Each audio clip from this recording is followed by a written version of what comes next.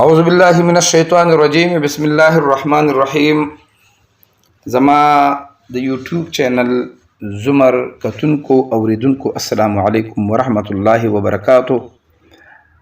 د اسماء حسنا سلوختم نمبر نوم المقیتو د دې فضایل برکات تاسو ته بیانول غواړم. د المقیتو معنا دا ده چې د ټولو ته روزي ورکول والا او طاقت ورکول والا. د دې یو څو فضایل دا دي که د چا څه مقصد وي او غواړي چې د مقصد کې زه کامیاب شم، نو داسې چل دی وکړي چې د خاورې یو لوښی کټوۍ کوزه دا د راوالي، هغه د خالي کړي او په هغه باندې د وزل یا موقیت ووایي او بیا دې په هغې کې اوبه واچوي او هغې نه دی هغه اوبه وڅکي او یا دې بل چاته ورکي، انشاءالله العزیز مقصد به پوره شي. دغه رنګې که بعضې کسان اوس روژې میاشت را روانه ده او روژې تنګ کي او روژه خو نشي ماتولی، فرضي روژې دي او کمزوری کی، نو د دې په فضایلو کې دام راځي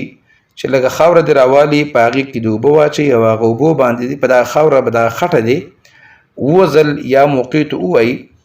او دا د بوی کی، انشاءالله العزیز د په جسم کې بقوت او غذایت دا به داسې شي لکه چې دا داسې وخوړل، دې باندې تاسو بالکل تجربه کولی شئ. دغه رنګې که څوک مسافر وي، په غرونو کې لار وي او هغه چې کوم دی د غرونو د یرې د لارې د جناتو د لیوانو د ځنګلي ځناورو نه هغه په یره کې وي، نو هغه د په خپل کوم د اوبو لوښی چې ورسره وي په هغې باندې د دا په هغه اوبو کې دا وزل دم کړي او د هغې نه د اوبه وڅکي، انشاءالله العزیز د لارې چې څومره خطرې د یرې دا به ختمې شي. ښه که د چا سترګې درد وي یا سترګې سره شوي وي، نو وزل د لس ځل دی دا یا موقیتو ووایو د هغه په سترګه د دم کې، انشاءالله العزیز الله به شفا ورکړي. دغه رنګې که چا باندې مفلسي راشي، غریبي ور باندې راشي، یا بچي ورسره بدخویانې کوي، یا بعضې ماشوم دی چې هغه ډېر جاړي، نو انشاءالله العزیز که دا چېرته هم دغه شان یو لوښی د اوبو راوالي، په هغې په تش لوښي د وزل دننه دم کړي، بیا دې پکې اوبه واچوي، نو انشاءالله العزیز دې څه به کافي فایده ورته حاصله شي. دغه رنګې که بعضې دوستان مسافر دي په لاره کې او هغه ته د خوراک څه نه میلاویږي او روژه یې وي تنګ وي او روژه خو نشي ماتولی، نو د هغې د دې په فضایلو کې داسې راځي چې یو ګل دی یو لاره کې هر ځای کې ځنګلي، نو یو ګل دی راوشو کوي، په هغه د سل ځل یا موقیت ووایي او هغه به چې کوم دی هغه د بیا دم کي، هغه په دې ګل د دم کي او هغه ګل د بیا بوی کي، انشاءالله العزیز د دې اسم مبارکه په برکت سره به د په جسم کې یو نوی قوت او طاقت راشي. دغه رنګې که د چا دایمي بیماریانې وي، لکه داسې بیماریانې وي چې هغه د هغې نه نه وځي، یو څو ورځې ښي او بیا ور باندې هغه بیماري راځي، نو یا موقیتو یا قائمو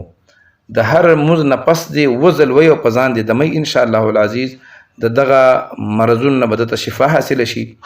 او که څوک روزانه وزل دا په اوبو باندې دمی